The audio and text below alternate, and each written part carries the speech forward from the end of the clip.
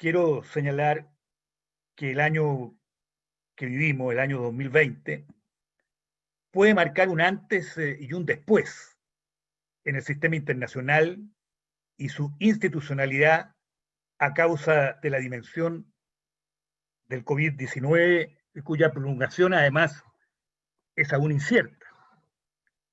Como bien lo decía el profesor Grossman, esta es la séptima cuadro epidémico que se vive en lo que va corrido del siglo, pero es indudable que el COVID-19, siendo el séptimo, es el más extendido y el más gravoso.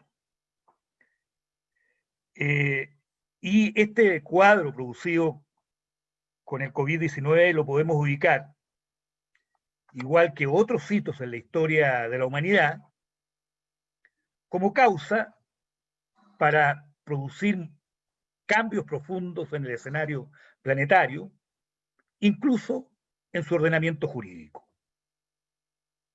Desde la Paz de Westfalia, que se ubica en la génesis del derecho internacional, hasta nuestros días han habido esos hitos que van produciendo en mayor o menor grado este cuadro de mutaciones. El año 1815 con el Congreso de Viena, el año 1919, como bien lo señalaba también Grossman, con el término de la Primera Guerra Mundial, o el 45 con el término de la Segunda Guerra Mundial, o los eventos ocurridos al fin de los años 80, comienzo de los años 90. Ahora, ¿por qué un impacto de esta naturaleza?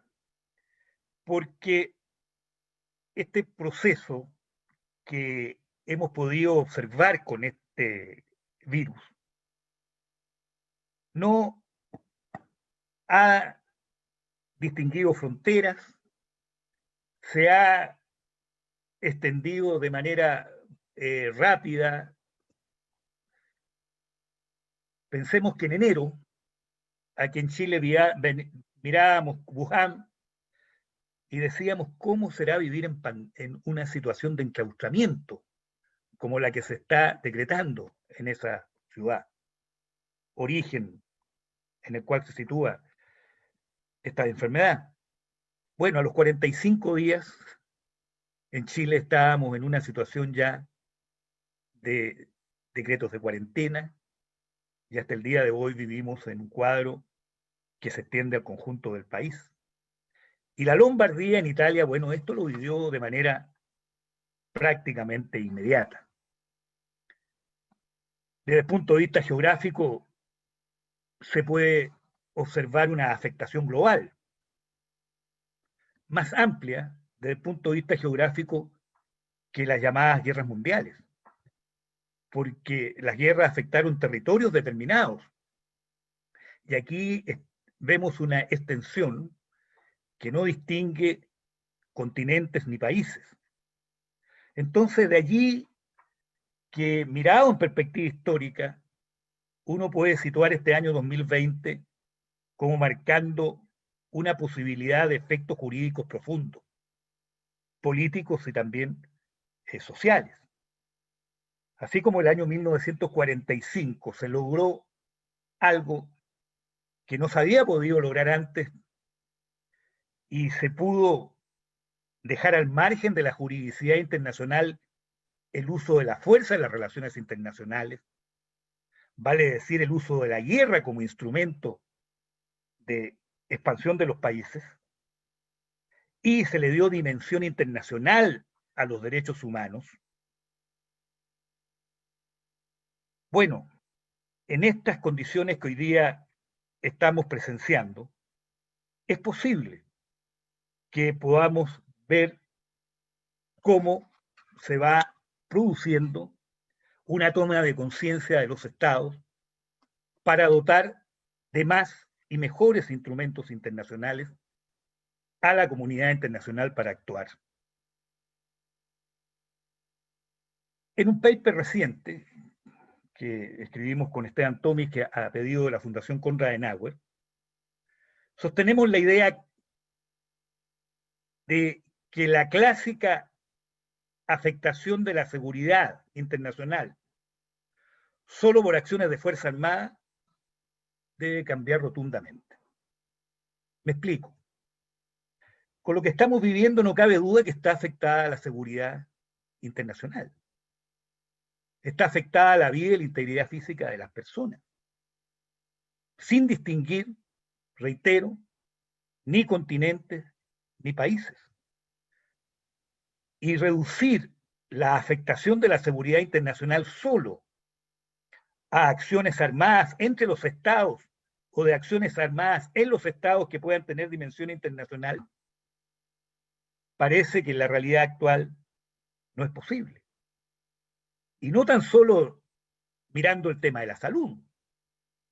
Ya se hacía mención al hecho de que hay otros factores en el mundo que también pueden estar afectando de manera significativa la seguridad en los países y en el planeta, por lo tanto, como es el tema del cambio climático, que afecta vidas, que hace necesarias migraciones, y por lo tanto, este factor de conceptualización de la seguridad en su dimensión jurídica, estimamos que es muy importante considerarla de manera diversa a como hasta el momento ha sido observada. Y esto ayuda a este concepto de prevención, del cual acertadamente se ha hablado. Y quiero en esta materia también señalar que no se trata de desmantelar la actual institucionalidad internacional, sino de modificarla y adaptarla a los nuevos desafíos. En otras palabras, la institucionalidad internacional debe ser fortalecida y no debilitada. Es preciso entregar atribuciones y dotar de los instrumentos que la haga más efectiva, teniendo presente además las nuevas dimensiones que poseen los derechos humanos, entre ellos la consideración de la salud como un bien público internacional. Lo mismo que puede ser considerado para ya mencionados efectos del cambio climático. Si las Naciones Unidas ya poseen una estructura, hay que adaptarla a las nuevas realidades. El Consejo de Seguridad, por ejemplo, en nuestro concepto debiera ampliar su accionar acorde con también la ampliación del concepto que ya hemos mencionado de seguridad internacional, porque ese es el órgano encargado por Naciones Unidas de velar por la seguridad internacional, junto con la paz. Si uno observa lo que ha sido procesos históricos que han incidido profundamente en los cambios institucionales, los nuevos desafíos pueden facilitar reformas que hasta el momento no han sido posibles, como la ampliación del Consejo de Seguridad a otros estados y la flexibilización del derecho a veto de los miembros permanentes. Porque es posible de que estos miembros puedan llegar a consenso en materias como, por ejemplo, enfrentar los temas de la salud. Claro que depende mucho de la naturaleza de conducción política de los estados. Hoy día vemos que la principal potencia económica del mundo está conducida por gobernantes o por un gobernante que no mira el multilateralismo con el afecto que debiera mirarlo una potencia de las dimensiones de Estados Unidos. Pero esos son procesos transitorios y por lo tanto pensar con visión de más largo plazo en lo que es la adaptación de la institucionalidad internacional, a la cual por supuesto puede acompañar muy fuertemente si se logra consensuar tratados internacionales que tienen esta característica vinculante para los estados, creo que podríamos mirar eso con una perspectiva más optimista. Por otra parte, también se debieran ampliar los factores de actuación del Consejo de Seguridad y revisar los capítulos 6º y 7º de la Carta de Naciones Unidas, donde este concepto preventivo está muy presente, particularmente en el artículo 6º de la Carta, porque se trata de prevenir acciones que pudieran comprometer la paz internacional y la seguridad internacional. Bueno, actuar con este mismo concepto preventivo y dotar de instrumental a las Naciones Unidas pareciera ser muy importante, porque una de las críticas que se hace a la realidad presente es que Naciones Unidas ha estado un tanto debilitada en su actuación. También debe revisarse el papel y facultades del Consejo Económico y Social, particularmente lo referente a los vínculos que por mandato de la Carta tiene con los organismos especializados, y no solo con la Organización Mundial de la Salud, que es lo presente, lo más evidente en la coyuntura, pero indudablemente que van a estar impactados otros ámbitos internacionales, como son los derechos sociales y la situación económica, y por lo tanto la vinculación con, con organismos internacionales como la FAO, en materia de alimentación, la UNESCO en materia educacional, el Banco Mundial, el Fondo Monetario Internacional en materia financiera y otras instituciones que deben adecuarse y fortalecer su actuar. En tal sentido, creo yo, que también debiera haber un encargo a la Comisión de Derecho Internacional de Naciones Unidas, de la cual forma parte Claudio Grossman. Lo señalado respecto a la institucionalidad a nivel mundial es válido respecto a lo regional. La adaptación de la OEA pasa a ser esencial, y también los organismos especializados en la región. Cobra especial relevancia la relación entre derecho internacional y derecho interno, en la medida que se asuman principios comunes en ambos sistemas. El derecho internacional a ser generado por la voluntad de los sujetos, porque el derecho internacional solo se genera en la medida que haya voluntad de los sujetos, y estos sujetos son los estados. Y por lo tanto, el derecho internacional no es más que lo que los estados quieran, y por lo tanto, esta relación entre derecho internacional y derecho interno es muy significativo. Y desde ese punto de vista, y voy terminando en mi presentación, desde este punto de vista, es muy importante tener presente algunos conceptos, como por ejemplo los estados que no responden de manera eficiente frente al riesgo. Si está consolidada como principio esencial de responsabilidad, la responsabilidad objetiva. Y la responsabilidad objetiva es la que se hace, y la responsabilidad objetiva es la que se hace efectiva precisamente cuando no se responde adecuadamente al riesgo. Y en este instante uno observa que algunos estados y algunos gobernantes no tienen conciencia de lo que implica no actuar de manera eficaz, eficiente, en lo personal y en la conducción de su gobierno frente al riesgo existente. En síntesis, lo que estamos viviendo, lejos de debilitar el papel del multilateralismo, es un llamado a su indispensable actuación. Sin cooperación entre los estados, no existe una salida eficiente y duradera.